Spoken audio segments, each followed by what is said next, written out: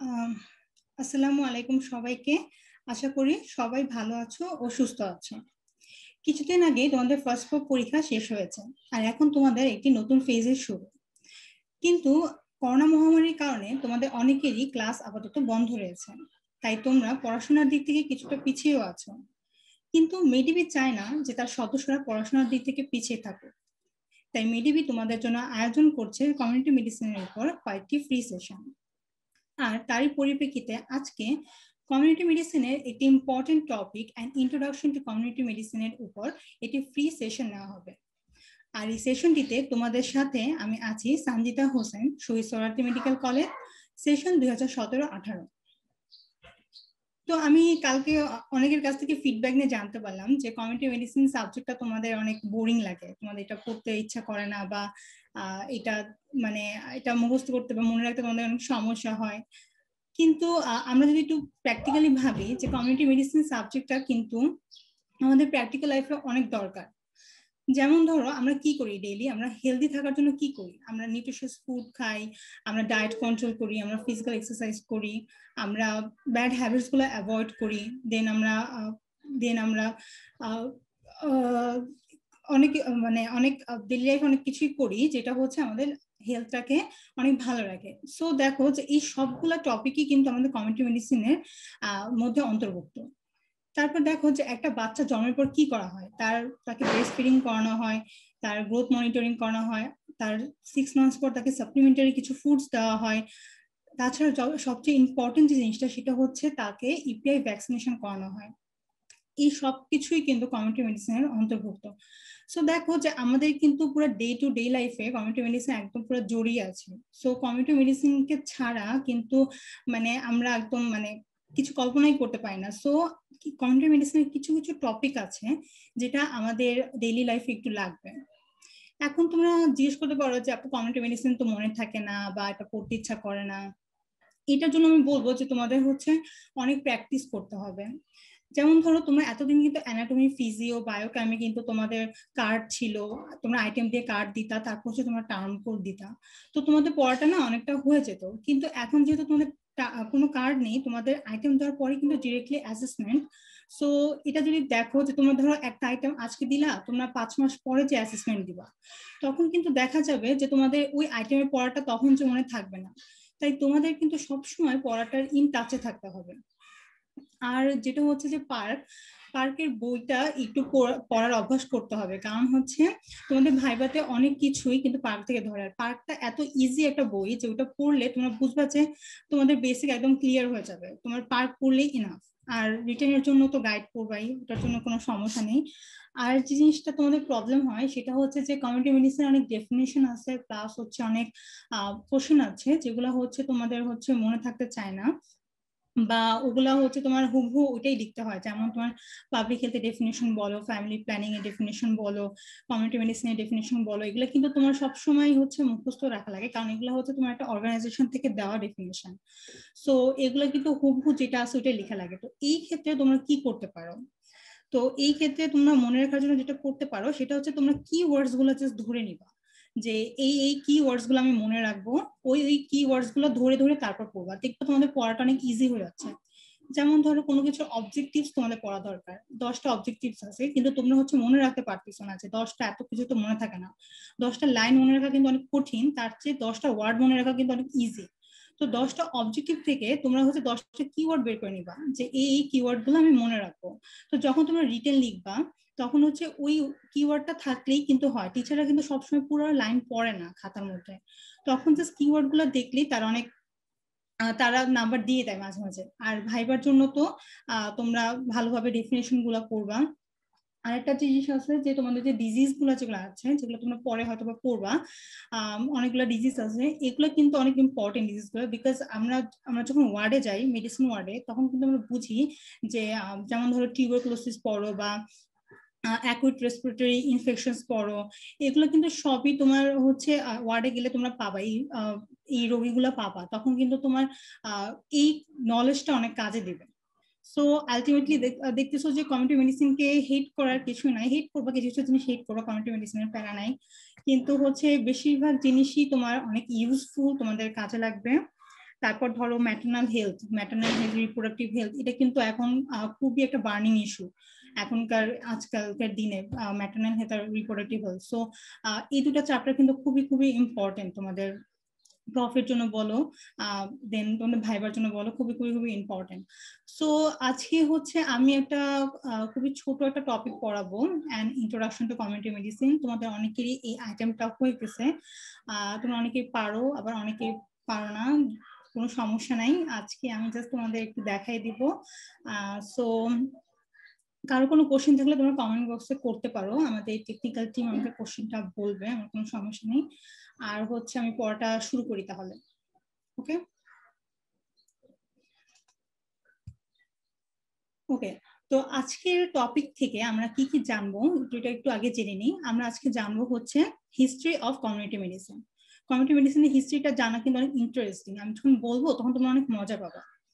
এরপরে আমরা জানবো যে কমিউনিটি ক্যারেক্টারিস্টিক্স গুলো কি কি, এগুলো আমরা জানবো। দেন আমরা জানবো হচ্ছে কমিউনিটি মেডিসিন কি, কমিউনিটি মেডিসিনের কম্পোনেন্টস কি কি, আর হচ্ছে কমিউনিটি মেডিসিনের অবজেক্টিভস কি কি। দেন একটা ইম্পর্টেন্ট টপিক পাবলিক হেলথ, এটার ডেফিনেশন জানবো, জানো তোমরা পাবলিক হেলথের ডেফিনেশন, ওটা আমি একটু শর্ট করে কিভাবে মনে রাখতে হয় এটা বলে দিব। প্লাস হচ্ছে একটা খুব ইম্পর্টেন্ট টপিক জানবো, সেটা হচ্ছে changing concept of public health. তো চলো আমি একটু জাস্ট হিস্ট্রিটা তোমাদেরকে একটু কনসাইজলি বলে দেই, আই হোপ তোমরা অনেক মজা পাবা। তো কমিউনিটি মেডিসিনের হিস্ট্রিটাকে আমরা হচ্ছে 3টা ফেজে ভাগ করতে পারি। এটা কিন্তু কারো মুখস্থ করা দরকার, জাস্ট আমি জানার জন্য বলতেছি, ইটস ইন্টারেস্টিং, তাই একটু জেনে নাও। তো কমিউনিটি মেডিসিনের হিস্ট্রিটাকে আমরা হচ্ছে 3টা ফেজে ভাগ করছি: medicine in antiquity, dawn of scientific medicine, আর হচ্ছে তোমার মডার্ন মেডিসিন। এখন এই 3টা ফেজের মধ্যে আরো কতগুলো পর্যায় ছিল, তো সেগুলো আমরা একটু একটু করে জানবো। তো ফার্স্টে আসে হচ্ছে মেডিসিন ইন অ্যান্টিকুইটি, যেটা হচ্ছে অনেক আগের যে মেডিসিনটা ছিল সেইটা। এটার মধ্যে তোমার কি কি ফেজ ছিল? প্রিমিটিভ মেডিসিন ছিল, ইন্ডিয়ান মেডিসিন ছিল, চাইনিজ মেডিসিন ছিল, Egyptian medicine, Mesopotamian medicine, Greek medicine, Roman medicine, আর মিডল এজেস। এখন তোমার এখান থেকে আমাদের যে 4টা তোমার খুবই জানার দরকার আছে, সেটা হচ্ছে primitive medicine, Greek medicine, Roman medicine, আর হচ্ছে মিডল এজেস। তো প্রিমিটিভ মেডিসিন যেটা, এটার মধ্যে জাস্ট একটা কথা জানলেই হবে যে এখানে একটা থিওরি ছিল, যে তোমার হচ্ছে supernatural theory of disease. Supernatural theory of disease কি? সুপারন্যাচারাল মানে তোমরা সবাই জানো যে এটা অতি প্রাকৃত কিছু জিনিস। তো আগের যুগে মানুষরা কি ভাবতো? তারা ভাবতো যে এটা অতি প্রাকৃত একটা শক্তি আছে, যে শক্তি হচ্ছে আমাদের হেলথ এন্ড ডিজিজটা হচ্ছে কন্ট্রোল করে। তো আমরা যদি ভালো কাজ করি আমরা ভালো থাকবো, আর যদি খারাপ কাজ করি খারাপ থাকবো, বাস এইটাই হচ্ছে তোমার সুপারন্যাচারাল থিওরি। এরপরে আমরা হচ্ছে তোমার গ্রিক মেডিসিন, রোমান মেডিসিন, আর মিডল এজেসটা একটু এলাবোরেটলি জানবো। তো হচ্ছে গ্রিক মেডিসিনের মধ্যে ইম্পর্টেন্ট একটা টপিক, সেটা হচ্ছে যে অ্যাসক্লেপিয়াস, উনি কিন্তু গ্রিকের একজন লিডার ছিলেন। ওনার আবার 2জন মেয়ে ছিলেন, যে হচ্ছে হাইজিয়া আর হচ্ছে প্যানাসিয়া। তো হাইজিয়া ওয়ার্ডটা তোমাদের পরিচয় লাগবে, কারণ আমরা হাইজিন সবসময় ইউজ করি, হাইজিয়া থেকে কিন্তু হাইজিন ওয়ার্ডটা এসেছে। তো এই হাইজিয়াকে ধারণা করা হতো গডেস অফ হেলথ হিসাবে, এন্ড সেখান থেকে কিন্তু আলটিমেটলি তোমার প্রিভেন্টিভ মেডিসিনটা এসেছে। আর প্যানাসিয়া ছিল হচ্ছে গডেস অফ মেডিসিন, তাই ওখান থেকে এসেছে হচ্ছে কিউরেটিভ মেডিসিন। এছাড়া গ্রিক মেডিসিনের একজন ইম্পর্টেন্ট ফিজিশিয়ানের নাম তোমরা শুনছো, হিপোক্রেটস। ফরেন্সিকে তোমরা হিপোক্রেটিক ওথ মনে হয় পড়ে ফেলেছো। তো উনি কিন্তু হিপোক্রেটিক ওথের জন্য অনেক বিখ্যাত, উনি কিন্তু মেডিকেল এথিক্স এর সূচনা করেছিলেন, তাই ওনাকে ফাদার অফ মেডিসিন বলা হয় কিন্তু, তাই না? তোমরা এটা ফরেন্সিক আরো ইলাবোরেটলি জানবা, ওথ গুলা তোমরা পড়া ওখানে। আচ্ছা, গ্রিক মেডিসিন এইটুকুই গেল। এরপর আমরা আসি রোমান মেডিসিন। রোমান মেডিসিনরা কিন্তু ইমপ্রুভড দেন গ্রিক, তারা কিন্তু গ্রিকদের থেকে একটু ভালো ছিল। কেন ভালো ছিল তারা? তারা হচ্ছে প্রথম পার্সোনাল হাইজিন, স্যানিটেশন, তারপর ডায়েট, এক্সারসাইজ, এগুলোর ইম্পর্টেন্সটা তারা প্রথম বুঝলো। এখন তারা কেন প্রথম এগুলো বুঝলো? তাদের হতো কি, রোমান্সদের দেখবো অনেক যুদ্ধ হয়, আমরা অনেক মুভি টুভিতে দেখছি রোমান্সরা অনেক যুদ্ধ টুদ্ধ করে, তারপর রোমান্সটা কিন্তু অনেক বিউটি কনসিয়াস ছিল। তো তারা ওইসব কারণেই তারা হচ্ছে এই জিনিসগুলো হচ্ছে প্রমোট করেছিল।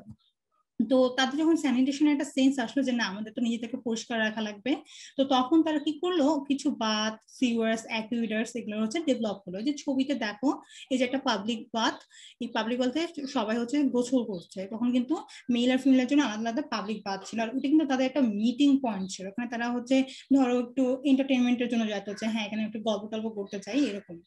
তারপর এই যে দেখো একটা ধ্বংসাবশেষ আগের, ওই যে তোমার বাথের একটা ধ্বংসাবশেষ।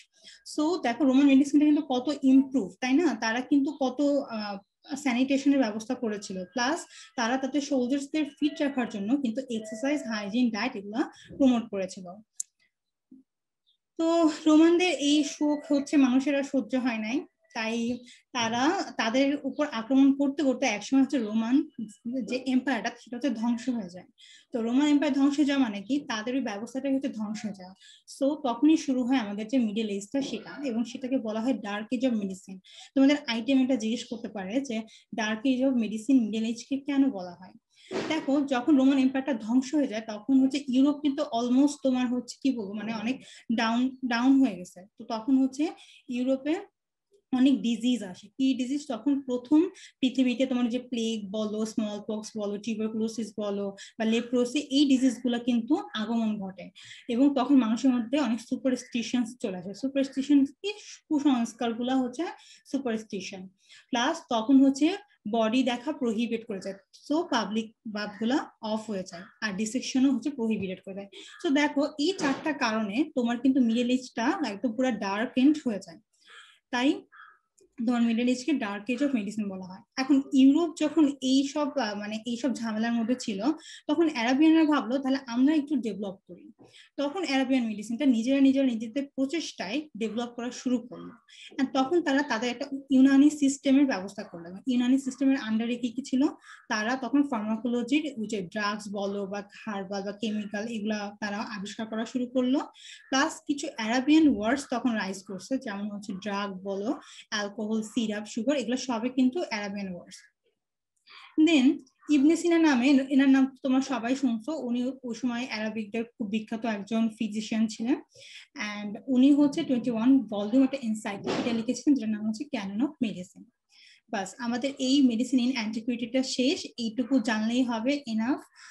এরপরে আমরা জানবো যে এই যে তোমার আমি বললাম যে মিডল এজে যে তোমাদের এই ডার্ক এজ চলে আসলো, মানে সবকিছু ধ্বংস হয়ে গেল, এখন কিভাবে এই জিনিসটা আবার নতুন করে এটা সূচনা হলো, যে সায়েন্টিফিক মেডিসিনটা কিভাবে আবার শুরু হলো, তো ওই ফেজটাকে আমরা বলছি ডন of scientific medicine.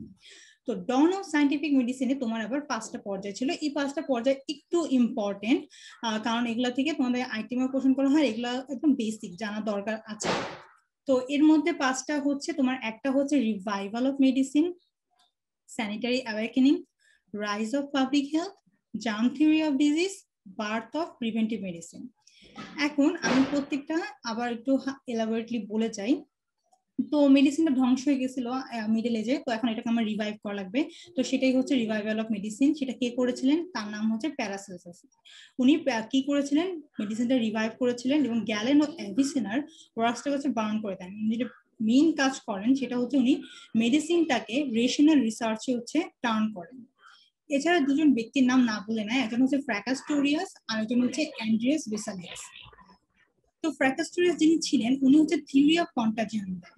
Theory of contagion যেটা, এটা তোমরা যখন কনসেপ্ট অফ ডিজিজ পড়ানো হবে তখন তোমরা আরো ডিটেলসে বুঝবা যে থিওরি অফ কন্টাজিয়ন কি। আমি জাস্ট একটু এক লাইনে বলে চাই, আর তখন তো তোমার এত সবাই জানতো না যে ইনফেকশিয়াস ডিজিজ কি বা কমিউনিকেবল ডিজিজ এগুলো কি। তো তখন একজন ভাবতো আচ্ছা ওর ডিজিজ হয়েছে তার মানে আমারও হবে, মানে সবকিছু সব ডিজিজ কি তারা হচ্ছে কন্টাজিয়াস ভাবতো, যে ও ডিজিজ হচ্ছে ওকে দূরে সরায় রাখো, আমি তার কাছে যাবো না। তো এটা হচ্ছে থিওরি অফ কন্টাজিয়ন। তো ফ্র্যাকাস্টোরিয়াস এই থিওরি অফ কন্টাজিয়নটাই ফার্স্ট দেয়, এবং এই যে মানুষের কাছে ডিজিজ যে কন্টাজিয়াসলি যাচ্ছে, এই জিনিসটা হচ্ছে এপিডেমিওলজি একদম বেসিস। তাই হচ্ছে তাকে ফাউন্ডার অফ এপিডেমিওলজি বলা হয়।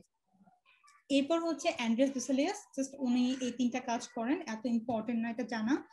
আচ্ছা, তাহলে রিভাইভাল অফ মেডিসিনটা আমরা শেষ করে ফেলাম। এরপর আমরা খুবই খুবই খুবই ইম্পর্টেন্ট একটা টপিকে যাবো, সেটা হচ্ছে স্যানিটারি অ্যাওয়েকেনিং। এটা কিন্তু মাঝে মাঝে শর্ট নোটে আসতে পারে এন্ড ভাইভাতেও জিজ্ঞেস করে, এটা কিন্তু খুব ইম্পর্টেন্ট একটা টপিক।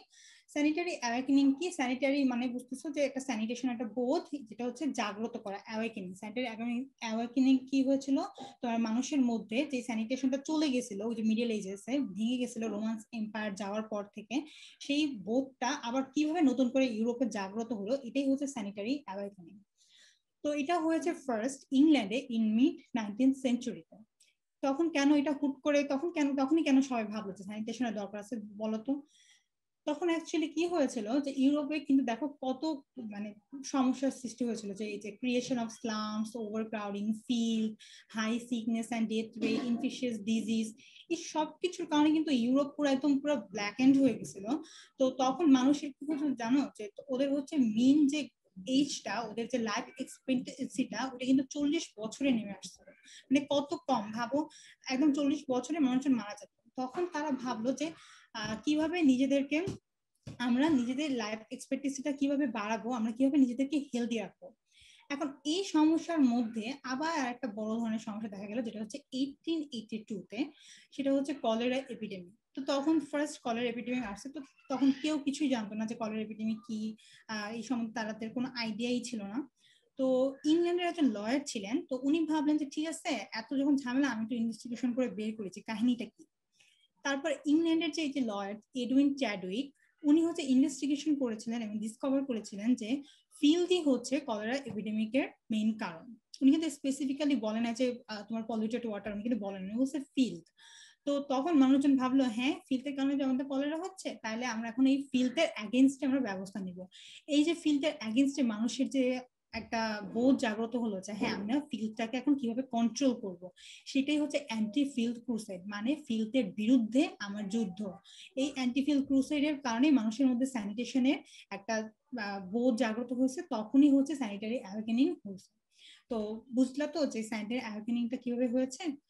সো এটা কিন্তু ইম্পর্টেন্ট একটা টপিক। এরপর আমরা দেখি স্যানিটারি অ্যাওয়েকেনিং হয়ে গেল, এবার হচ্ছে rise of public health. Public হেলথটা কিভাবে আসলো, তো একটু আগে আমি বললাম যে তোমার কলেরার কারণেই কিন্তু মানুষের মধ্যে একটা বোধ জাগ্রত হয়েছিল যে হ্যাঁ, আমাদের এই ফিল্ডের কারণে কলেরা হচ্ছে, আমরা এখন ভালো থাকবো, এখন পরিষ্কার পরিচ্ছন্ন থাকবো। তো এই যে বোধটা মানুষের মধ্যে, বোধটা কে দিচ্ছে, এটা কিন্তু কলেরা দিচ্ছে। তাহলে এই বোধের জাগ্রত যেহেতু কলেরা করছে, তো এই জন্য কলেরাকে ফাদার অফ পাবলিক হেলথ বলা হয়। তোমাদের এটা কিন্তু একদম একটা জেনারেল নলেজ কোয়েশ্চেন যে ফাদার অফ পাবলিক হেলথ কে। তোমরা কোনো সায়েন্টিস্টের নাম বলে দিও না, ফাদার অফ পাবলিক হেলথ হচ্ছে কলেরা, ঠিক আছে। এরপরে জন স্নো নামে একজন ইংলিশ এপিডেমিওলজিস্ট, তিনি আরো বেশি ইনভেস্টিগেশন করে বের করলেন। স্পেসিফিক্যালি উনি বের করলেন যে কলেরার কারণ ফিল্ড না, অ্যাকচুয়ালি হচ্ছে পলিউটেড ড্রিঙ্কিং ওয়াটার। এখন তোমরা তাই জানি যে পলিউটেড ড্রিঙ্কিং ওয়াটারের কারণে কলেরা হয়, এখন তো কলেরা নাই। আচ্ছা যাই হোক, তো তারপর হচ্ছে 20th সেঞ্চুরিতে, তখন যে মানুষজনের মধ্যে মোটামুটি পাবলিক হেলথের সব চলে আসছে, যে তখন মানুষজন কি করলো, ক্লিন ওয়াটারের ব্যবস্থা করলো, ক্লিন সারাউন্ডিং করলো, তাদের বাসাটাকে সুন্দর রাখলো এবং ময়লা আবর্জনা থেকে তারা দূরে থাকা শুরু করলো। এটাই হচ্ছে পাবলিক হেলথ। তাহলে দেখো কিভাবে ধীরে ধীরে মানুষের মধ্যে নিজেদের প্রয়োজনে তারা হচ্ছে ভালো থাকা শিখলো, যে হ্যাঁ আমার দরকার আমি হেলদি থাকবো, তো আমি এভাবে এভাবে আস্তে আস্তে হেলদি থাকবো, বা আমার দরকার আমি যদি পরিষ্কার থাকি আমি ভালো থাকবো, তো তারা পরিষ্কার থাকা শুরু করলো। এরপর হচ্ছে germ theory of disease. Germ theory of disease জিনিসটা কি, তার আগে আমি হচ্ছে কিছু ওল্ড থিওরিজ সম্পর্কে জানবো। আমি এর মধ্যে কয়েকটা আগেই বলে ফেলছি, যে যেমন হচ্ছে সুপার ন্যাচারাল থিওরি আমি বলে ফেলছি। এখন হচ্ছে থিওরি অফ হিউমার্স কি, থিওরি অফ হিউমার্স আমাদের মাথার মধ্যে ঘুরতেছে, থিওরি অফ হিউমার্স জিনিসটা কি। এটা হচ্ছে আমি আগে বলি না, এখন বলি। সেটা হচ্ছে, এটা হচ্ছে একটা গ্রিক বিলিফ ছিল গ্রিকদের।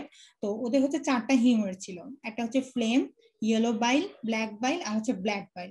এখন হচ্ছে ফ্লেম জিনিসটা কি ছিল, ফ্লেম হচ্ছে ওয়াটারকে বোঝাতো, ইয়েলো বাইল ছিল হচ্ছে তোমার ফায়ার, ব্ল্যাক বাইল ছিল আর্থ, আর ব্লাড বাইল হচ্ছে এয়ার। এটা হচ্ছে এই 4টা এলিমেন্টস হচ্ছে পৃথিবীর অনেক ইম্পর্টেন্ট 4টা এলিমেন্টস, আর্থ, এয়ার, ফায়ার, ওয়াটার। ওরা ভাবতো যে এই 4টা এলিমেন্টস এর মধ্যে যদি আমরা ব্যালেন্স রাখতে পারি, তাহলে কিন্তু আমরা সুস্থ থাকবো। থিওরি অফ কন্টাজিয়নটা আমি বলে ফেলছি অলরেডি। মায়াজমেটিক থিওরি হচ্ছে যেটা হচ্ছে তোমার নক্সিয়াস এয়ার বা ভেপারের কারণে হয়। নক্সিয়াস এয়ার বা ভেপার কি, এটা জাস্ট আমি বাংলায় এক কথাই বলবো, তোমরা গ্রামের বাড়িতে শুনছো হয়তো যে বাতাস লাগছে তাই ওর ওই রোগটা হয়েছে। তো এইটাই হচ্ছে মায়াজমেটিক থিওরি, যে বাতাস লেগে রোগ হওয়াটা, এটাই হচ্ছে মায়াজমেটিক থিওরি। আর একটা হচ্ছে theory of spontaneous generation. Theory of spontaneous generation কি, তখন মানুষজন ভাবতো যে কোনো নন লিভিং বস্তু, যেমন ধরো এই টেবিলটা থেকেই তোমার হচ্ছে একটা জার্ম তৈরি হচ্ছে, বাট অ্যাকচুয়ালি কিন্তু টেবিল থেকে জার্ম তৈরি হয় না, টেবিলে হচ্ছে জার্ম বাস করতে পারে। তো এই ওল্ড থিওরি গুলো সবগুলোই কিন্তু পরবর্তীতে যে ডিসপ্রুভ হয়েছে, কারণ এগুলো হচ্ছে মানুষের মধ্যে একটা ভ্রান্ত ধারণা ছিল। পরে এগুলো নিউ থিওরিজ দিয়ে হচ্ছে এগুলা পরে হচ্ছে রিপ্লেস করা হয়েছে। এগুলো হচ্ছে তোমরা কনসেপ্ট অফ ডিজিজে আরো বেশি তোমরা ইলাবোরেটলি জানতে পারবা। এরপর একটু জার্ম থিওরি অফ ডিজিজ সম্পর্কে জানি, যে জার্ম থিওরি অফ ডিজিজ কেন হয়েছিল, যে তোমার 1860 সালে লুইস পাস্তুর উনি কি করেছিলেন, উনি তখন প্রথম হচ্ছে যে এয়ারে যে ব্যাকটেরিয়া আছে এটার প্রেজেন্স হচ্ছে উনি ইনভেন্ট করেন, এবং এটার কারণে কিন্তু দেখো উনি বলে দিল যে হ্যাঁ বাতাসের মধ্যে ব্যাকটেরিয়া আছে, তাহলে তার মানে কি, তার মানে নন লিভিং বস্তুতে কিন্তু ব্যাকটেরিয়া জন্ম নেয় না। তার মানে উনি হচ্ছে ডিসপ্রুভ করছে কি স্পন্টেনিয়াস জেনারেশনের যে থিওরিটা, এটা হচ্ছে উনি ডিসপ্রুভ করছেন। এবং তিনি কি অ্যাডভান্স করেছেন, জার্ম থিওরি অফ ডিজিজ, যে একটা ডিজিজ একটা এজেন্টের কারণেই হবে, সেই এজেন্টটা যেমন হচ্ছে ব্যাকটেরিয়া, এটা হচ্ছে এয়ারে থাকে। এই জিনিসটা যে উনি বলেছিলেন এটাই হচ্ছে germ theory of disease. Plus পাশাপাশি তোমার রবার্ট কচ নামে একজন বিজ্ঞানী ছিলেন, উনি হচ্ছে যে অ্যানথ্রাক্স যে ব্যাকটেরিয়ার কারণে হয় এটাও আবিষ্কার করেছেন। আচ্ছা, এটা গেল হচ্ছে আমাদের জার্ম থিওরি অফ ডিজিজ মোটামুটি। এরপর হচ্ছে আমরা শেষ করে ফেললাম কি মেডিসিন ইন অ্যান্টিকুইটি শেষ করে ফেললাম, দেন আমরা ডন অফ সায়েন্টিফিক মেডিসিনটাও শেষ করে ফেললাম। এখন আমরা লাস্ট যে পর্যায়ে, যেটা হচ্ছে আমরা এখন চলতেছি যে পর্যায়টা, সেটা হচ্ছে মডার্ন মেডিসিন। মডার্ন মেডিসিনটা আমি জাস্ট বলবো একটু, সেটা হচ্ছে মডার্ন মেডিসিন আবার তিনটা জিনিস, একটা হচ্ছে curative medicine, preventive medicine, social medicine. Curative medicine কি জিনিস, কিউরেটিভ মেডিসিন হচ্ছে জাস্ট এক কথা যদি বলি যে আমার ডিজিজ হয়েছে, আমার ডিজিজ হওয়ার কারণে আমাকে এখন কিউর করবে, কিভাবে কিউর করবে, ড্রাগ দিয়ে কি করবো, আমাকে অপারেশন করে কিউর করবো, বা আমাকে ঠিক করবো, এটাই হচ্ছে কিউরেটিভ মেডিসিন। আর প্রিভেন্টিভ মেডিসিন হচ্ছে আমার ডিজিজ হয়ই নাই, আমাকে আমি আমি হেলদি, কিন্তু আমার যাতে ডিজিজটা না হয় এন্ড আমার হেলথটা যাতে ভালো থাকে, যে prevent disease and promote health, সেই জন্য হচ্ছে প্রিভেন্ট করা। তো এটা মেইনলি করা হয় কি দিয়ে, ভ্যাকসিন এবং অ্যান্টিসেরা দিয়ে। ভ্যাকসিন এবং অ্যান্টিসেরা আরো পরে ইলাবোরেটলি তোমরা পড়বা। তোমরা দেখো যে এই যে করোনা ভাইরাসের জন্য আমরা সবাই কিন্তু যাতে আমাদের না হয় এর জন্য আমরা কিন্তু ভ্যাকসিন নিয়ে নিচ্ছি, তো এই জিনিসটা হচ্ছে প্রিভেন্টিভ মেডিসিন। তো তোমাদের 20th সেঞ্চুরিতে সবচেয়ে বড় অ্যাচিভমেন্ট কি জানো, সেটা হচ্ছে কি তোমার স্মল পক্স ইরাডিকেশন। ওই সময় তোমার স্মল পক্স, তোমার ভ্যাকসিন আবিষ্কারের পরে স্মল পক্স ইরাডিকেট করা পসিবল হয়েছে। ইরাডিকেট করা মানে একদম পুরোপুরি সমূলে ধ্বংস করা। আলটিমেটলি যেমন ধরো তোমার 19th সেঞ্চুরিতে যদি দেখো, তোমার ইউরোপে কিন্তু স্মল পক্সের কারণে অনেক অনেক অনেক মানুষ মারা যেত। স্মল পক্স কিন্তু অনেক ডেঞ্জারাস, চিকেন পক্স থেকে অনেক বেশি ডেঞ্জারাস। তো এই জিনিসটা পসিবল হচ্ছে কার জন্য, শুধুমাত্র ভ্যাকসিনের জন্য কিন্তু পসিবল হয়েছে। তো এটাই হচ্ছে তোমার প্রিভেন্টিভ মেডিসিন। আর সোশ্যাল মেডিসিন হচ্ছে এক কথায় যে একটা ডিজিজ শুধুমাত্র তোমার জার্মসের কারণেই হয় না, একটা ডিজিজের পিছনে কিন্তু অনেক সোশ্যাল ফ্যাক্টর কাজ করে। যদি আমরা নন কমিউনিকেবল ডিজিজ গুলো দেখি, নন কমিউনিকেবল ডিজিজ কোনগুলো, যেগুলো একটা মানুষ থেকে একটা মানুষে কমিউনিকেট করে না, যেই ডিজিজটা হচ্ছে, যেমন ধরো আমি যদি ডায়াবেটিস বলি, ডায়াবেটিস তো একজন থেকে আরেকজনে ছড়াচ্ছে না, এটা হচ্ছে নন কমিউনিকেবল ডিজিজ, কিন্তু ক্রনিক ডিজিজ। এই ডিজিজ গুলোর পিছিয়ে কিন্তু অনেক সোশ্যাল ফ্যাক্টর কাজ করে। এন্ড সবচেয়ে বড় সোশ্যাল ফ্যাক্টর, সবচেয়ে বড় সোশ্যাল ডিজিজ হচ্ছে আমাদের এখনকার সমাজে, সেটা হচ্ছে স্মোকিং। স্মোকিং এর কারণে কিন্তু অনেক ডিজিজ হয়। তো আমরা মোটামুটি হিস্ট্রি অফ কমিউনিটি মেডিসিন শেষ করে ফেলেছি। এখন হচ্ছে কারো কোনো কোশ্চেন থাকলে তোমরা কমেন্ট বক্সে লিখতে পারো যদি থাকে। তারপর আমি তাহলে কমিউনিটিতে চলে যাবো, যে কমিউনিটি কি। ওকে, তো আমি এখন কমিউনিটিটা পড়ানো শুরু করে দিই। তো আমি ফার্স্টেই তোমাদেরকে বলেছি যে যখন কোনো ডেফিনেশন পড়বা ওখান থেকে কিছু কি ওয়ার্ড বের করে নিবা, যে হ্যাঁ আমি এই ওয়ার্ডটা ধরে ধরে আমি ডেফিনেশনটা পড়বো। তো দেখো আমি ওভাবেই তোমাদেরকে এই কমিউনিটি ডেফিনেশনটা আমি ওভাবেই রেডি করেছি। যে কমিউনিটি ডেফিনেশন কি, প্রথমে কি বলবো, যে কমিউনিটি জিনিসটা কি, এটা হচ্ছে একটা সোশ্যাল গ্রুপ। এটা কেন সোশ্যাল গ্রুপ, কারণ হচ্ছে তোমার এটা ডিটারমাইন্ড হয় বাই জিওগ্রাফিক্যাল বাউন্ডারিজ, এবং এটা কি থাকে, কমন ভ্যালুস এন্ড ইন্টারেস্ট থাকে। ধরো আমরা হচ্ছে একটা স্টুডেন্ট কমিউনিটি, আমাদের একটা জিওগ্রাফিক্যাল বাউন্ডারি আছে। আমাদের জিওগ্রাফিক্যাল বাউন্ডারি কি, আমাদের স্কুল বলো বা কলেজ বলো, ওটাই আমাদের জিওগ্রাফিক্যাল বাউন্ডারি। আমি কিন্তু স্কুল কলেজে থাকতেছে, স্কুল কলেজের বাইরে কিন্তু আমরা স্টুডেন্ট কমিউনিটি না। এরপরে হচ্ছে আমাদের একটা কমন ভ্যালুস এন্ড ইন্টারেস্ট আছে। আমাদের কমন ভ্যালুস এন্ড ইন্টারেস্ট কি, আমাদের কমন ভ্যালুস এন্ড ইন্টারেস্ট হচ্ছে আমাদের পড়াশোনা করতে হবে, পাস করতে হবে, পাস করে বের হতে হবে, এই আমাদের কমন ভ্যালুস এন্ড ইন্টারেস্ট। প্রত্যেকটা কমিউনিটিরই একটা জিওগ্রাফিক্যাল বাউন্ডারি থাকে এবং তাদের হচ্ছে কমন ভ্যালুস এন্ড ইন্টারেস্ট থাকে। কিন্তু একটা এক্সেপশন আছে, যাদের হচ্ছে জিওগ্রাফিক্যাল বাউন্ডারিজ নেই, সেটা হচ্ছে নোমাডসরা। নোমাডস যারা যাযাবর, তাদের হচ্ছে কোনো জিওগ্রাফিক্যাল বাউন্ডারি নেই, বাট স্টিল তারা একটা কমিউনিটি। আচ্ছা, এখন আমরা কমিউনিটির ক্যারেক্টারিস্টিক্স গুলা পড়ি। যে কমিউনিটি ক্যারেক্টারিস্টিক্স গুলো কি কি, ওই যে আমি ফার্স্টেই বললাম যে কন্টিজিয়াস জিওগ্রাফিক্যাল এরিয়া থাকবে, মানে তারা পাশাপাশি তাদের বসবাস করতে হবে। প্লাস তারা হচ্ছে composed of people living together, মানে মানুষকে একসাথে ওখানে বসবাস করতে হবে। আমরা একজন দুজনকে নিয়ে কমিউনিটি আমরা গঠন করতে পারবো না। প্লাস হচ্ছে মানুষকে একে অপরের সাথে কোঅপারেট করতে হবে, তাদের কিছু কমন অর্গানাইজেশন থাকতে হবে, যেমন হচ্ছে স্কুল থাকতে হবে, কলেজ থাকতে হবে, মসজিদ থাকতে হবে, মন্দির থাকতে হবে, প্লাস তাদের ইকোনমিক স্ট্যাটাস থাকতে হবে। একটা কমিউনিটির জন্য ইকোনমিক স্ট্যাটাস কিন্তু অনেক ইম্পর্টেন্ট। একটা কমিউনিটিতে যদি কেউ আয় না করে, সবাই আইডল বসে আছে, তাহলে কি সেই কমিউনিটিটা কখন ডেভেলপ করবে? সেই কমিউনিটি কিন্তু কখনোই ডেভেলপ করবে না। কমিউনিটিতে সবসময় ইকোনমিক স্ট্যাটাস কিন্তু থাকতে হবে। তারপর আছে হচ্ছে স্পেসিফিক ফাংশনস আর অকুপেশনস। অকুপেশন তো মাস্ট।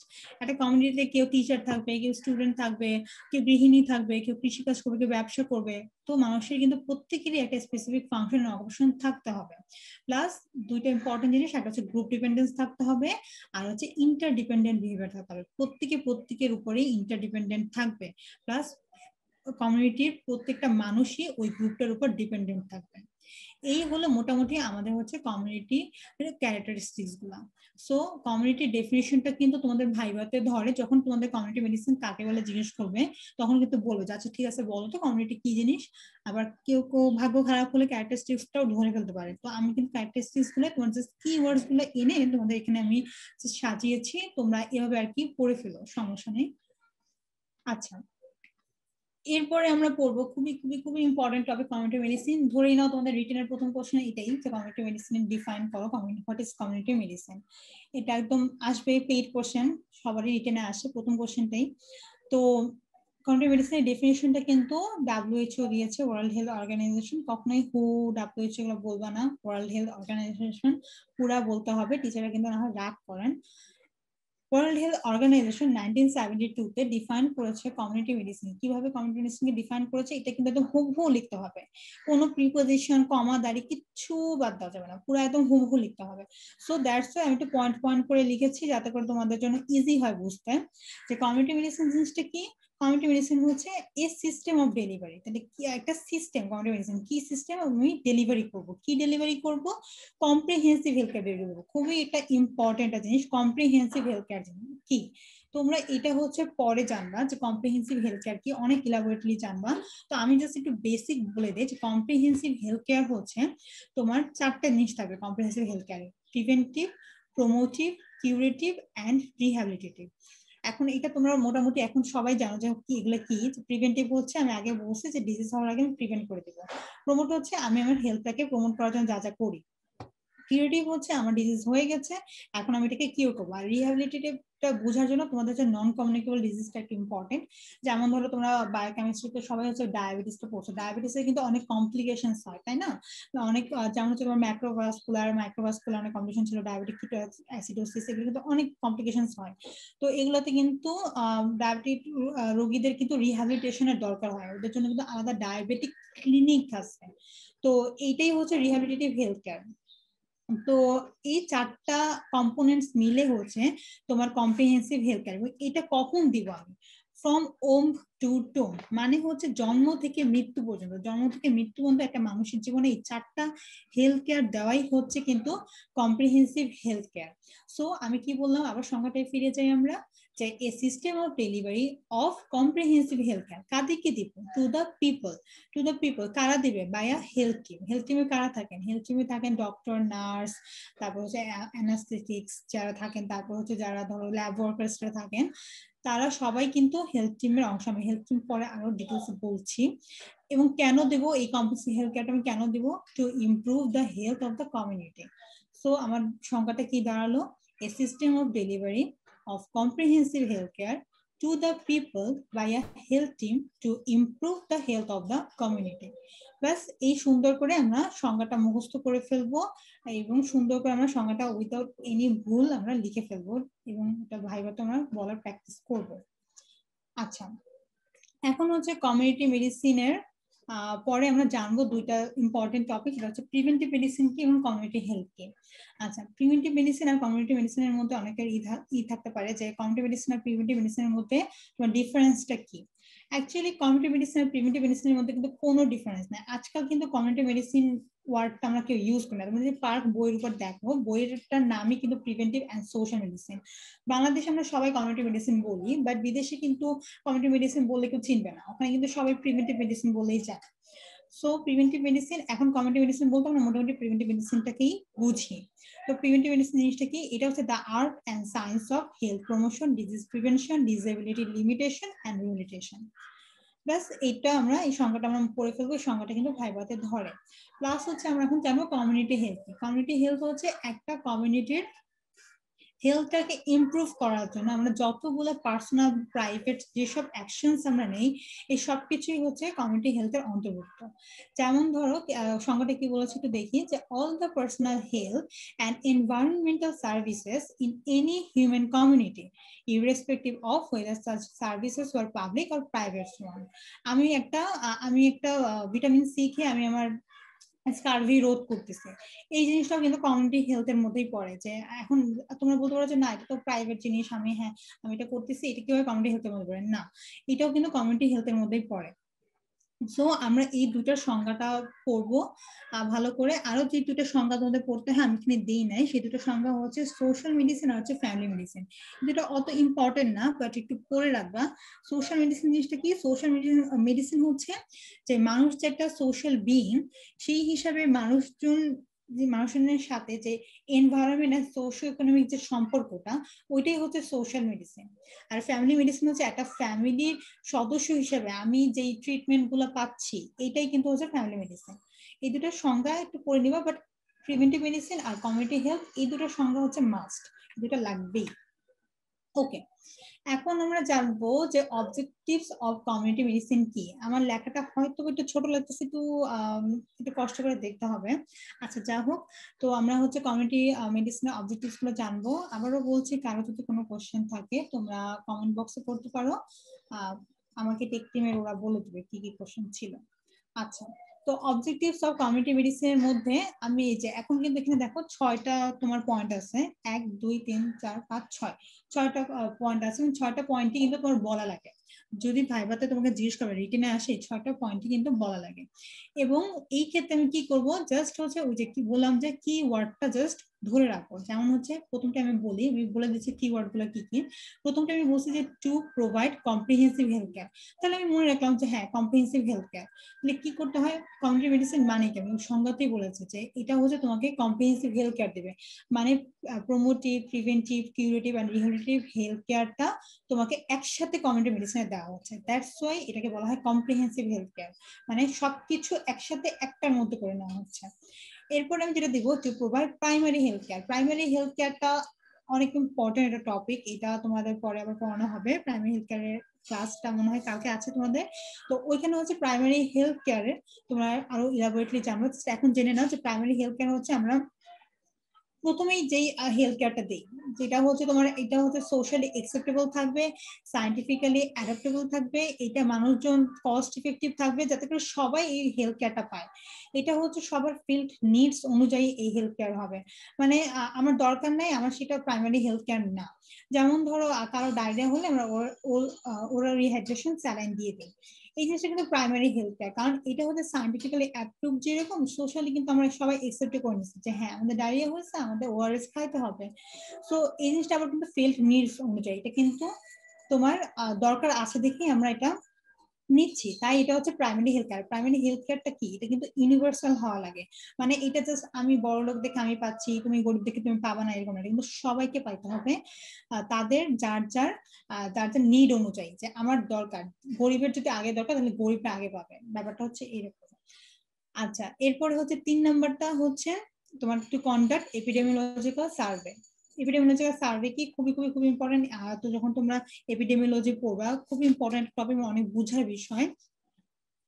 সেটা হচ্ছে এপিডেমিওলজিক্যাল সার্ভে হচ্ছে ধরো একটা ডিজিজ হলো, ধরো এই যে করোনা ভাইরাসটা আমরা ধরে নিই, যে আমাদের হচ্ছে করোনা ভাইরাসটা এখন হলো, এখন আমাকে তো দেখতে হবে তাই না, যে করোনা ভাইরাসটা কি পরিমাণে হচ্ছে, বা এই ভাইরাসের কারণে কতজন মারা যাচ্ছে, বা এটাই আস্তে আস্তে উন্নতি হচ্ছে না অবনতি হচ্ছে, এই যে মানুষ এই যে রিসার্চটা আমরা করতেছি, এগুলো কিন্তু এপিডেমিওলজির আন্ডারেই পড়ে, তাই না? তো এই এপিডেমিওলজিক্যাল সার্ভে এই কাজটা করার দায়িত্বও কিন্তু কমিউনিটি মেডিসিনের। তাহলে দেখো কমিউনিটি মেডিসিন কে নিয়ে বোর্ড হলে কিন্তু হবে না, এটা কিন্তু অনেক অনেক ইম্পর্টেন্ট আমাদের, কিন্তু এখন এখন তো আরো বেশি ইম্পর্টেন্ট, করোনা ভাইরাসের কারণে অনেক বেশি বেশি বেশি ইম্পর্টেন্ট। আচ্ছা, এরপর 4 নম্বরটা দেখি। 4 নম্বরটা ছিল হচ্ছে to conduct health education program. Health education program কি? আমাদের এই যে করোনা ধরা পড়লো, করোনা ধরা পড়ার পরে কিন্তু আমরা হেলথ প্রমোশনের জন্য অনেকগুলো কিন্তু হেলথ এডুকেশন প্রোগ্রাম করেছি। বিভিন্ন পোস্টার আমরা দেখি, টিভিতে বিভিন্ন তোমরা অ্যাডভার্টাইজমেন্ট দেখো যে হ্যাঁ মাস্ক পরতে হবে, 20 সেকেন্ড ধরে হাত ধুতে হবে, সোশ্যাল ডিস্টেন্সিং মেনটেন করতে হবে, এগুলো সব কিন্তু এটা হেলথ এডুকেশন প্রোগ্রামের আন্ডারেই পড়ে। তো এই কাজগুলো কিন্তু কমিউনিটি মেডিসিনই করে। এরপরে হচ্ছে 5 নম্বর যে পয়েন্টটা, সেটা হচ্ছে to participate in national education program. National education program কি? তোমার হচ্ছে আমাদের একটা আছে যে কিছুদিন আগে গেল যে ন্যাশনাল ইমিউনাইজেশন ডে। তোমার এই ডে গুলো কিন্তু তোমার হচ্ছে কমিউনিটি মেডিসিন ওরে পরিচালনা করে। তারপর হচ্ছে এই কমিউনিটি মেডিসিনের স্কোপটাকে আমরা শুধুমাত্র যে হেলথ সেক্টরের মধ্যেই রাখবো না, এটাকে আমরা এক্সটেন্ড করবো। কোথায় এক্সটেন্ড করবো?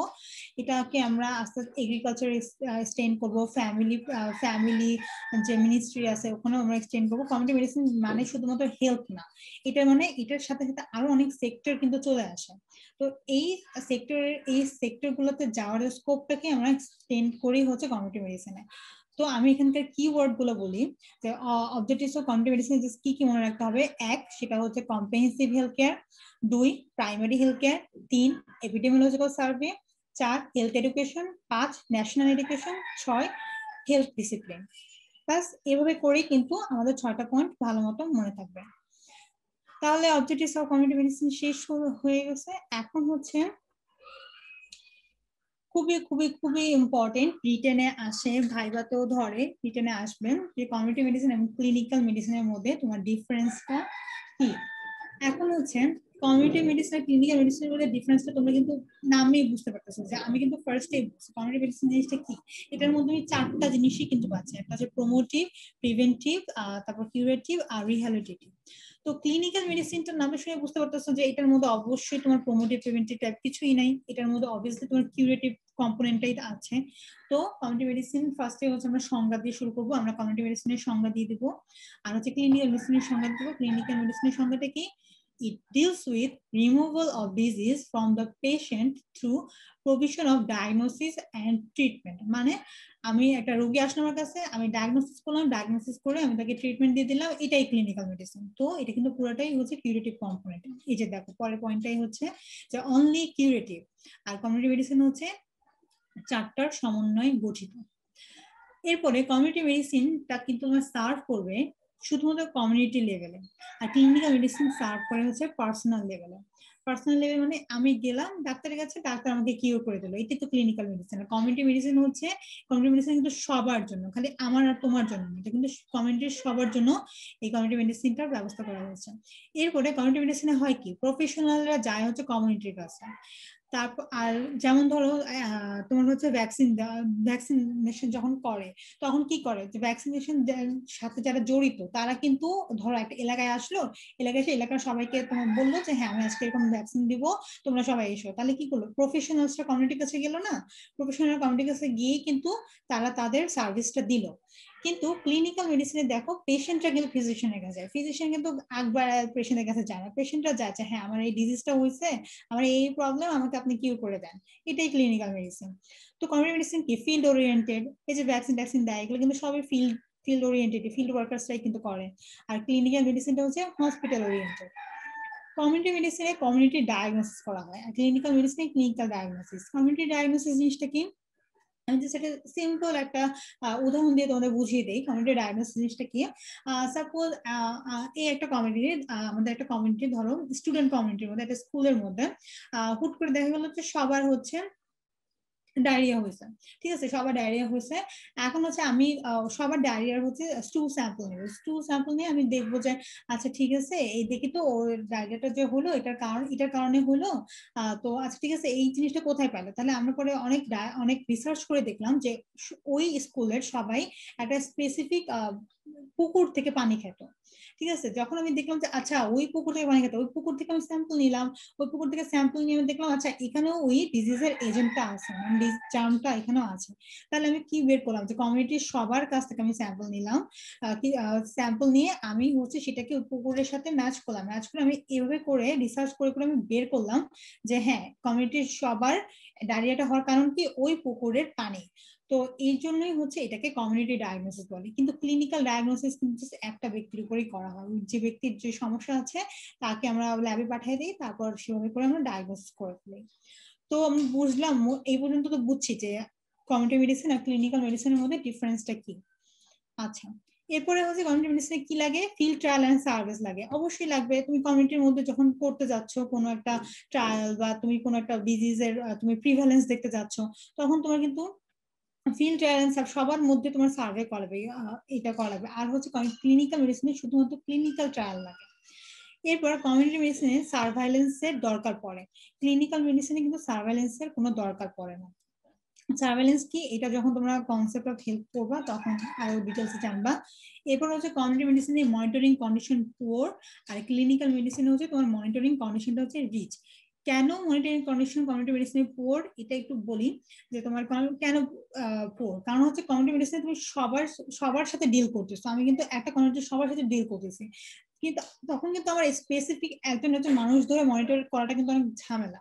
সবার সাথে যখন তুমি ডিল করবা তখন কিন্তু তোমার স্পেসিফিক মানুষকে তুমি ধরতে পারবা না যে হ্যাঁ আচ্ছা ঠিক আছে ওকে আমি মনিটরিং করি, ইন ফিউচার ওর কি হচ্ছে এটা করতে পারবো না। কিন্তু ক্লিনিক্যাল মেডিসিনের ক্ষেত্রে কিন্তু মনিটরিং কন্ডিশনটা রিচ, কারণ আমার কাছে একটা পেশেন্ট আসলো, আমি তাকে আজকে এই ড্রাগস গুলো দিয়ে দিলাম, তারপর তাকে বললাম আচ্ছা ঠিক আছে আপনার কয়েকদিন পরে এসে ফলো আপের জন্য আমার কাছে আসবেন। তো দেখো আমি তো মনিটরিং তাকে ইজিলি করতে পারতেছি। সো কমিউনিটি মেডিসিনে কিন্তু এই ব্যবস্থাটা নাই। এরপরে আরেকটা খুব ইম্পর্টেন্ট জিনিস, যে কমিউনিটি মেডিসিনে কিন্তু কমিউনিটি পার্টিসিপেশন লাগবে, আর ক্লিনিক্যাল মেডিসিনে তোমার কি লাগবে? জাস্ট ডক্টর, নার্স আর অ্যালাইড হেলথ ওয়ার্কার্সটা হলেই চলবে। কমিউনিটি মেডিসিনে কমিউনিটি পার্টিসিপেশন গুলো খুবই খুবই খুব ইম্পর্টেন্ট। আমি জাস্ট ভ্যাকসিন নিয়ে বসে আছি, আমার কাছে লোকজন আসতেছে না ভ্যাকসিন নিতে, আমাকে হবে হবে না। আমাদের কমিউনিটিরও একটা, আমাদের এই যে যারা কমিউনিটির যারা অংশ তাদেরও কিন্তু একটা ইন্টারেস্ট থাকতে হবে যে হ্যাঁ আরে ওখানে তো করোনা ভাইরাসের ভ্যাকসিন দিচ্ছে, চল চল আমরা সবাই যে দিয়ে আসি। এটাই কিন্তু কমিউনিটি পার্টিসিপেশন, মানে আমিও তোমাদেরকে কিছু দিব, ওদেরকেও কিছু দিতে হবে, আর টাকা দিয়ে হেল্প করুক বা পার্টিসিপেট করে হেল্প করুক, কমিউনিটি পার্টিসিপেশন কিন্তু কমিউনিটি মেডিসিনে মাস্ট। এই মোটামুটি আমাদের হচ্ছে কমিউনিটি মেডিসিন আর ক্লিনিক্যাল মেডিসিনের ডিফারেন্সটা। আমি 10টা পয়েন্ট দিছি, 10টাই তোমার মনে রাখার চেষ্টা করবা, এই 10টা বলার চেষ্টা করবা, এগুলোই হচ্ছে ইম্পর্টেন্ট। তো ওকে, একটু এরপরের topic public health and that public হেলথের ডেফিনেশন, যেটা নিয়ে তোমরা সবাই খুব ভয় ভয়ে থাকো যে পাবলিক হেলথ ডেফিনেশন কিভাবে আমরা পড়বো। আচ্ছা, আমি এটা সংক্ষেপে তোমাদের দেওয়ার চেষ্টা করেছি, মানে আমি অ্যাটলিস্ট এভাবে মনে রেখেছি। এখন আমি জানি না তোমাদের মনে থাকবে কিনা, আই জাস্ট হোপ যে তোমাদের মনে থাকবে। তো আমি হচ্ছে একটু নোট করি এখানে।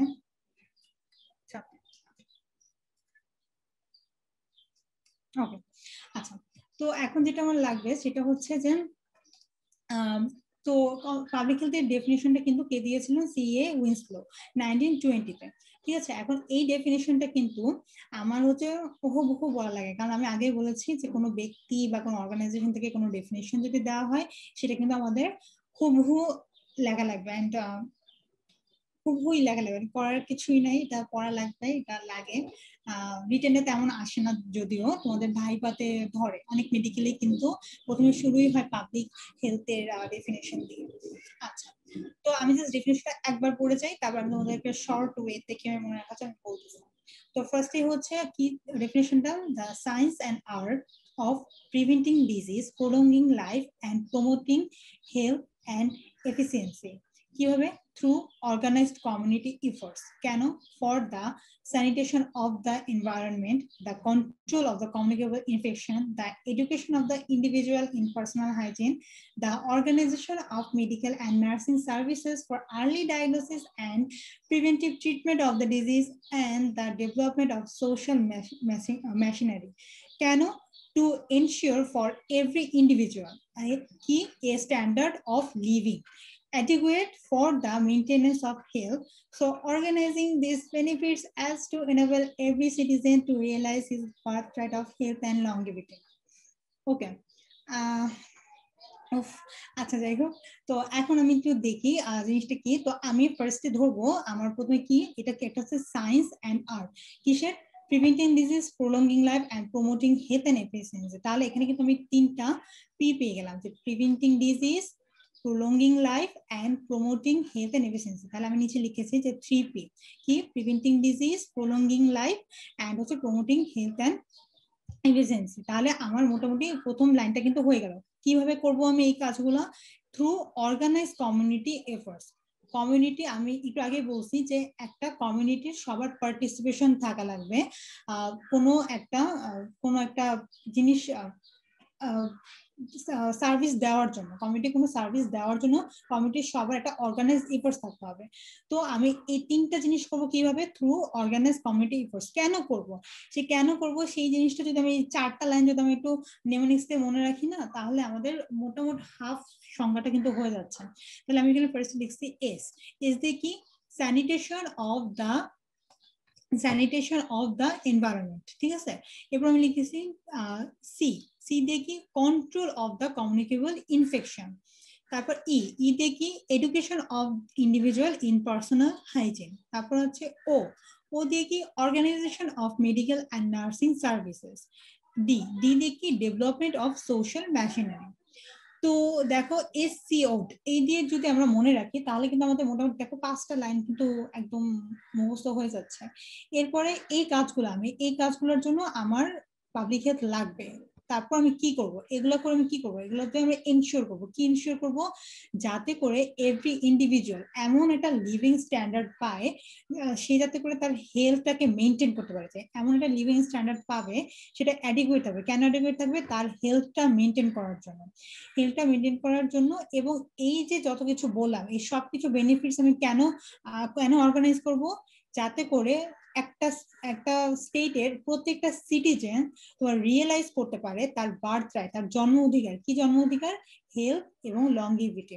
তার বেঁচে থাকার যে জন্ম অধিকারটা আছে, এইটা আমি যাতে করে এনশিওর করতে পারি।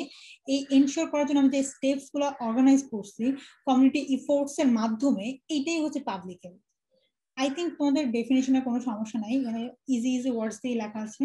তো আমরা বুঝলাম যে আমরা ইজিলি কিভাবে তোমার পাবলিক হেলথের সংজ্ঞাটা পড়বো। তাহলে ফার্স্ট আমি 3P দিয়ে প্রথম লাইনটা মনে রাখলাম, তারপর আমি SCO দিয়ে আমি পরের 4টা লাইন মনে রাখলাম, এবার লাস্টের লাইনটা একটু কষ্ট করে মুখস্থ করবা, এই আর কি। বুঝতে পেরেছো সবাই? ওকে, তো পাবলিক হেলথের সংজ্ঞা এই গেল। এরপরে আমি তারপরের স্লাইডে চলে যাই। Okay, changing concept of public health. Changing concept of public health খুবই খুবই খুবই ইম্পর্টেন্ট। রিটেনে অনেক আসে প্লাস হচ্ছে তোমার এটা হচ্ছে ভাইভাতেও ধরা হয়, ঠিক আছে। এখন এটার হচ্ছে সালগুলো পড়া লাগে, সালগুলো ইজিলি আমি কিভাবে পড়া যায় আমি সেটা বলতেছি তোমাদেরকে। তো চেঞ্জিং কনসেপ্ট অফ পাবলিক হেলথের 4টা ফেজ, ঠিক আছে। প্রথম ফেজ কি? Disease control phase, health promotional phase, social engineering phase, health for all phase. এখন আমি বলি যে এই ফেজগুলো কেন, এই ফেজগুলোই হলো, মানে এই নামগুলোই কেন হলো এই ফেজগুলোর। দেখো, ডিজিজ কন্ট্রোল ফেজটা কবে ছিল? 1880 থেকে 1920। আমি কিন্তু ফার্স্টে যখন হিস্ট্রি পড়েছিলাম তখন কিন্তু তোমাদের বলেছিলাম যে 1882-তে কিন্তু কলেরা এপিডেমিক দেখা যায়। তার মানে বুঝতে পারতেছো যে 1800 সালের ওই দিকটাতে কিন্তু ইউরোপে এত এত এত ডিজিজ হয় যে তখন মানুষজন কি ভাবছে? তখন মানুষজন ভাবেই না যে আচ্ছা আমি ভ্যাকসিন বের করি বা কিছুটা, তখন তার মানুষজন ভাবছে আরে আমার ডিজিজ হচ্ছে, আমি তাড়াতাড়ি কিভাবে এটাকে কন্ট্রোল করবো, কিভাবে কন্ট্রোল করবো। তখন মানুষজন এই চিন্তাটা থেকেই মানুষজন তখন বের করলো যে ডিজিজ কন্ট্রোল ফেজ, মানে তখন তাদের টার্গেটই ছিল তারা ডিজিজটাকে কন্ট্রোল করবে। তখন কোনো প্রিভেনশন প্রমোশন এটা কিছু ছিল না, তারা ডিজিজটাকে কন্ট্রোল করার জন্য যে ফেজটা বের করেছিল ওটা হচ্ছে ডিজিজ কন্ট্রোল ফেজ। এরপর 1920-তে যে কি হয়েছে, তখন মানুষজনের মোটামুটি ডিজিজ কিন্তু কন্ট্রোল হয়ে গেছে। তখন মানুষজন ভাবলো যে হ্যাঁ, আমার ডিজিজ হওয়া পর্যন্ত আমি কেন ওয়েট করতেছি, আমি আমার হেলথটাকে প্রমোট করি, তাহলে তো আমার ডিজিজ আর হচ্ছে না। তখন মানুষজন হেলথ প্রমোশনাল ফেজের ইম্পর্টেন্সটা বুঝতে পারলো, তখন মানুষজন হেলথ প্রমোট করা শুরু করলো। এই গেল হেলথ প্রমোশনাল ফেজ। এরপরে 1960-র দিকে যখন মানুষের একটু লিভিং স্ট্যান্ডার্ড ভালো হয়ে গেল, মানুষজন একটু বড়লোক হয়ে গেল, মানুষজন শুয়ে শুয়ে কাটানো শুরু করলো, সেডেন্টারি লাইফস্টাইল করা শুরু করলো, তখন মানুষের কি হলো? তখন মানুষের ক্রনিক ডিজিজ গুলো হওয়া শুরু করলো। ক্রনিক ডিজিজ বলে ভুল হবে, নন কমিউনিকেবল ডিজিজ যেগুলো, স্ট্রোক, হাইপারটেনশন, ডায়াবেটিস, মানুষের মধ্যে জেনেটিক চেঞ্জ আসা শুরু করলো। এই যে আমাদের টেকনোলজি ডেভেলপমেন্ট করা শুরু হলো, রেডিয়েশন শুরু হলো, পলিউশন শুরু হলো, এইসব কারণে কিন্তু তোমার সাধারণত নন কমিউনিকেবল ডিজিজ গুলো এগুলো এফেক্ট করে। তো তখন মানুষের মধ্যে অনেক স্ট্রোক, হাইপারটেনশন, ডায়াবেটিস দেখা শুরু করলো।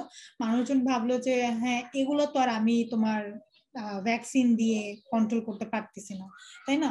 তখন সোশ্যাল ইঞ্জিনিয়ারিং ফেজটা শুরু হলো, যে হ্যাঁ সোশ্যাল ইঞ্জিনিয়ারিং ফেজে আমি ক্রনিক ডিজিজ গুলাকে কন্ট্রোল করা শিখলাম। এরপরে 1980-তে মোটামুটি এই সবগুলা ফেজ আমাদের হচ্ছে অ্যাচিভমেন্ট হয়ে গেল।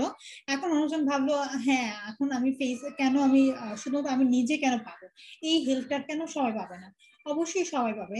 হেলথটা সবার জন্য, ডিজিজ কন্ট্রোল করি বা হেলথ প্রমোশন করি বা আমি রিহ্যাবিলিটেশন করি, এগুলো সবার জন্য হবে। So health for all phase, এটা হচ্ছে অনেক ইম্পর্টেন্ট একটা ফেজ, যে হেলথ ফর অল যখন আসলো 1980 থেকে 2000 পর্যন্ত হেলথ ফর অল ফেজ।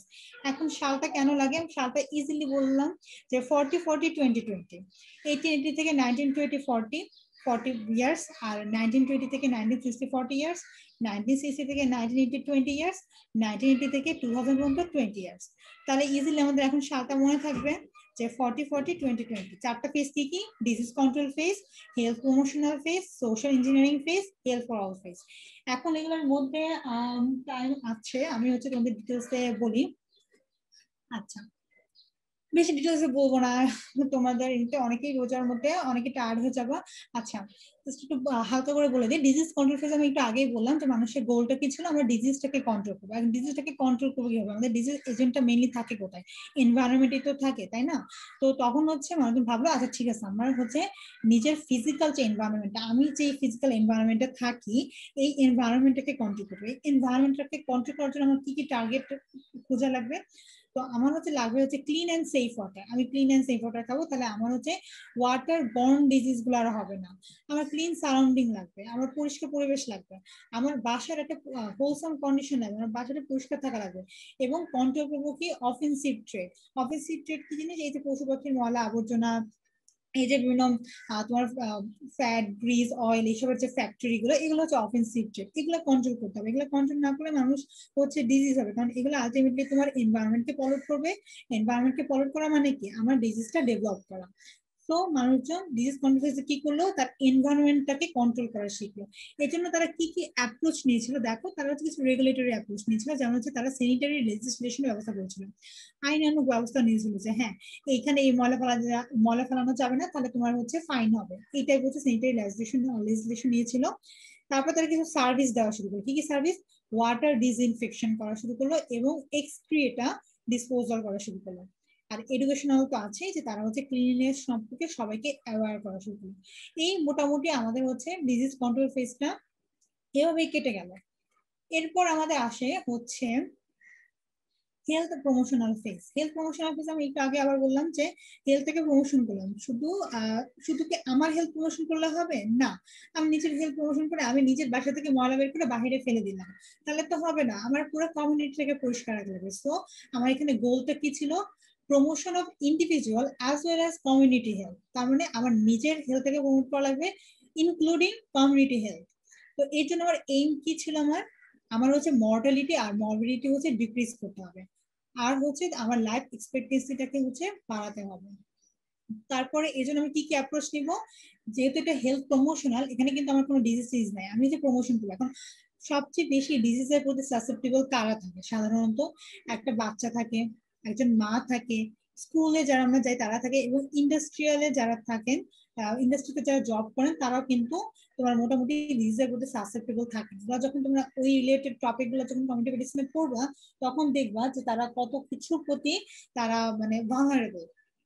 তাহলে আমি অ্যাপ্রোচটা কিভাবে নিব? আমি প্রথমে পার্সোনাল হেলথ সার্ভিস নিব। কিভাবে? আমি মাদার অ্যান্ড চাইল্ড হেলথ সার্ভিসটাকে হচ্ছে আমি ডেভেলপ করবো। Mother and child health service কিন্তু অনেক ইম্পর্টেন্ট, কিন্তু এখনো ইম্পর্টেন্ট। আমাদের আমাদের সবসময় টার্গেটই থাকে একটা মার বাচ্চাকে বাঁচানো, একটা মার বাচ্চাকে হেলদি রাখা, এটা কিন্তু আমাদের সবসময় টার্গেট। এখান থেকে কিন্তু তোমার চাইল্ড হেলথ, রিপ্রোডাক্টিভ হেলথ, তারপর ম্যাটারনাল হেলথ আসছে। তোমরা বুঝবা যখন তোমরা ওই টপিক গুলো পড়বা যে কতটা ইম্পর্টেন্ট এই এই ম্যাটারনাল অ্যান্ড চাইল্ড হেলথ সার্ভিসটা। এরপরে স্কুল হেলথ সার্ভিসের ব্যবস্থা করা হলো, স্কুলের বাচ্চাদেরকে যে তাদেরকে হচ্ছে মনিটরিং করা হলো যে তাদের যাতে কোনো ডিজিজ না হয়, কারণ আজকের স্কুলের একটা বাচ্চা এটা সে কিন্তু ইন ফিউচার একটা আমাদের সে কিন্তু আমাদের একটা স্টেটের একটা ফিউচার, তো স্কুল হেলথটা কিন্তু আমাদের অনেক ইম্পর্টেন্ট।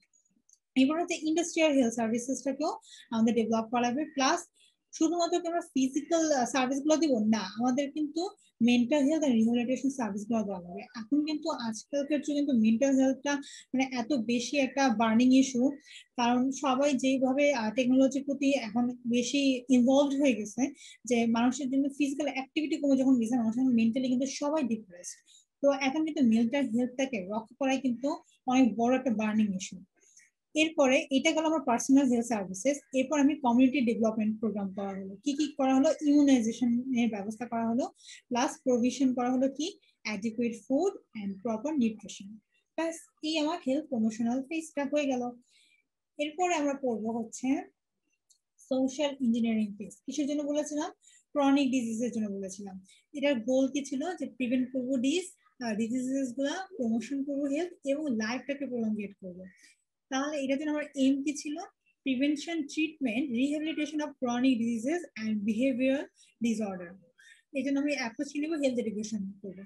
হেলথ এডুকেশন কিন্তু ক্রনিক ডিজিজের ক্ষেত্রে খুব ইম্পর্টেন্ট। ক্রনিক ডিজিজ গুলো কিন্তু তুমি ইজিলি এগুলাকে তুমি কিউর করতে পারবা না, তো সেই ক্ষেত্রে আমাদের কিন্তু তাদেরকে, যেমন ধরো ডায়াবেটিস কি কোনো মানুষের যায় না, তখন কিন্তু মানুষের আমাদের এডুকেশন দেওয়া লাগে যে হ্যাঁ আপনি এগুলা কম খাবেন, এগুলা বেশি খাবেন, ফিজিক্যাল এক্সারসাইজ করবেন, স্মোকিং অ্যাভয়েড করবেন, এগুলোই কিন্তু হেলথ এডুকেশন। তো সোশ্যাল ইঞ্জিনিয়ারিং ফেজের একটা ইম্পর্টেন্ট অ্যাপ্রোচ হচ্ছে হেলথ এডুকেশন দেওয়া এবং মানুষের লাইফস্টাইল এবং বিহেভিয়ারটাকে মডিফাই করা। এখনো মানুষের লাইফস্টাইল কিন্তু সেই সেকেন্ডারি লাইফস্টাইলে, মানুষজন কাজ করে না, কিছুই করে না, বসে থাকে, বসে বসে সবাই তাই ফোন টোন টিপে। তো এই কারণে কিন্তু মানুষের এই ক্রনিক ডিজিজ গুলা ডেভেলপ করছে আস্তে আস্তে, এখন কিন্তু আরো বেশি দেখা দিচ্ছে ক্রনিক ডিজিজ গুলা।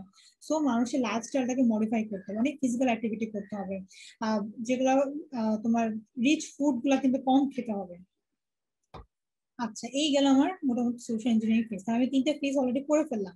একটা হচ্ছে তোমার, আবার একটু আমি পিছিয়ে যাই, যে তোমার ডিজিজ কন্ট্রোল ফেজ পড়লাম, তারপর হেলথ প্রমোশনাল ফেজ পড়লাম, এরপর আমি বললাম হচ্ছে সোশ্যাল ইঞ্জিনিয়ারিং ফেজ।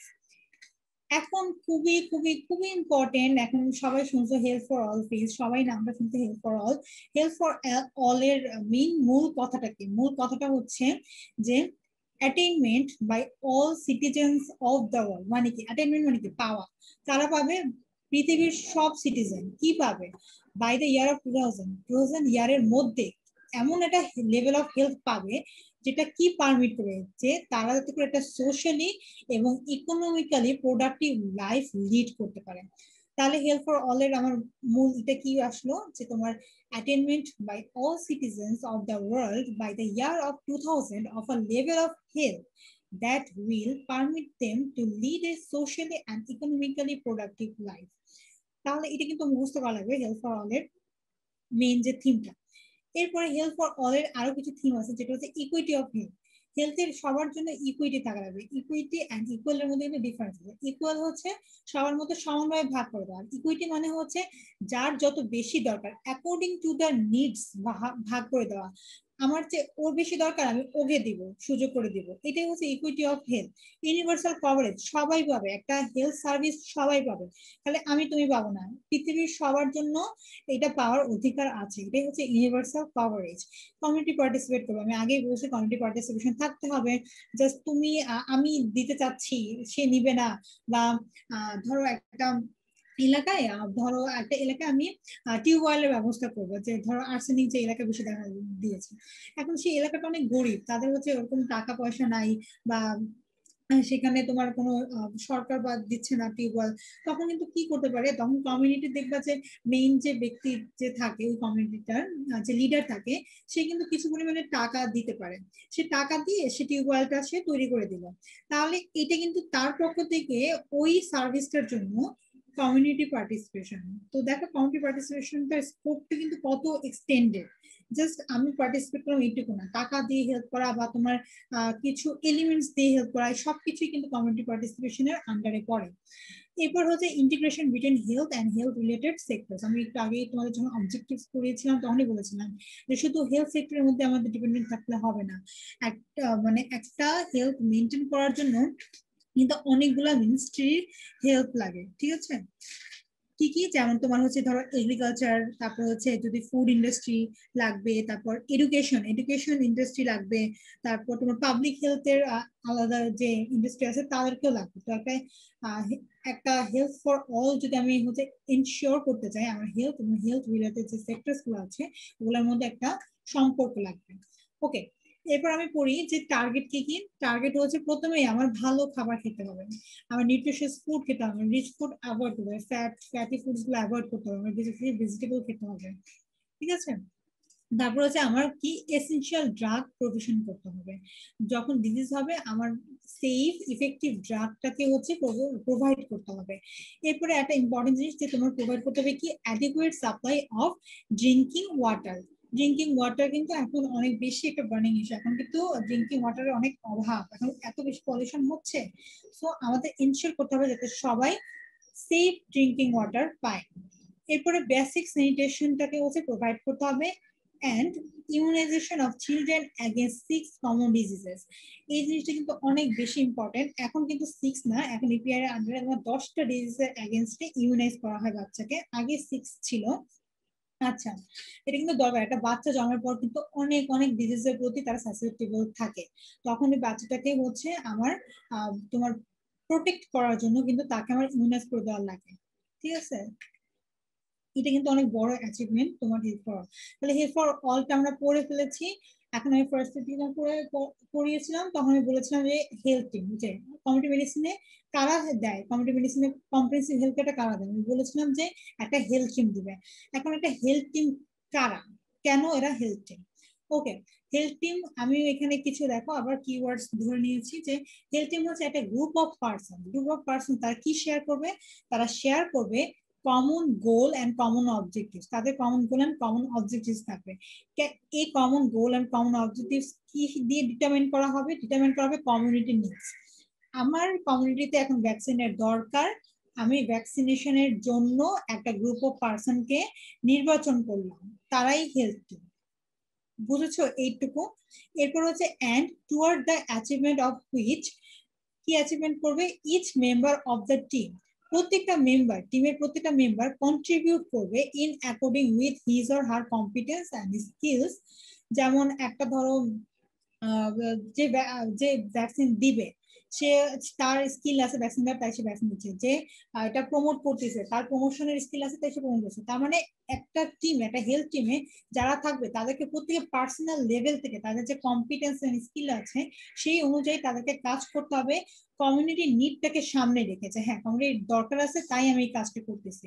এবং শুধু তাই করলে না, তাদেরকে কিন্তু রেসপেক্ট করতে হবে ফাংশনস অফ দ্য আদার্স, তাদের অন্যদের ফাংশনটাকে রেসপেক্ট করে তাদের কাজটা করতে হবে। তাহলে হেলথ টিমের সংজ্ঞা আমাদের কি দাঁড়ালো, a group of person who share a common goals and common objectives determined by community needs and toward the achievement of which each member of the team contributes in accordance with his or her competence and skills, respecting the functions of the others। এরপরে health টিমের স্ট্রাকচারটা পড়ে ফেলি, এই স্ট্রাকচারটা বলে আমাদের মোটামুটি শেষ, আর তোমাদের অ্যাড করবো না। তো হেলথ টিমের স্ট্রাকচারটা হচ্ছে যে তোমার প্রথমে মেইন একজন থাকবে হেলথ প্রফেশনাল, যিনি হচ্ছে ডক্টরস, আর হচ্ছে কিছু অক্সিলিয়ারি স্টাফ থাকবে যেমন nurses, pharmacist, medical assistant, lab technician, radiographer, এবং অ্যান্সিলারি স্টাফ থাকবে। অ্যান্সিলারি স্টাফ কারা, sweeper, cook, ambulance driver. Ambulance driver ছাড়া কিন্তু দেখো তোমার ভাবতে পারো যে এরা আবার কেন আসবে টিমে, দেখো কুক, সুইপার, অ্যাম্বুলেন্স ড্রাইভার এরা সবাই কিন্তু নিজেদের স্কিল অনুযায়ী তারা কিন্তু বাকিদেরকে বাকিদেরকে সার্ভিস দিচ্ছে। যে সুইপার সে যদি পরিষ্কার না করতো তাহলে কি হসপিটালটা পরিষ্কার থাকতো না, কুক যদি ডক্টর নার্সদের রান্না না করতো তারা কি ভালোভাবে সার্ভিস দিতে পারতো না। অ্যাম্বুলেন্স ড্রাইভার তো অবশ্যই দরকার আছে। তো এরা প্রত্যেকে কিন্তু হেলথ টিমের অংশ, এবং এদের প্রত্যেকের কিন্তু নিজেদের পার্সোনাল থেকে একটা কম্পিটেন্স স্কিল আছে, এবং তারা কিন্তু কমিউনিটি নিডের জন্য তারা সবসময় সার্ভিস দিয়ে থাকে, তাই তারা হেলথ টিম। তো এই মোটামুটি আমাদের আজকের টপিকটা শেষ হলো। তো এই তো আর কি। এখন তোমাদের কোনো কোশ্চেন থাকলে আমাকে আস্ক করতে পারো,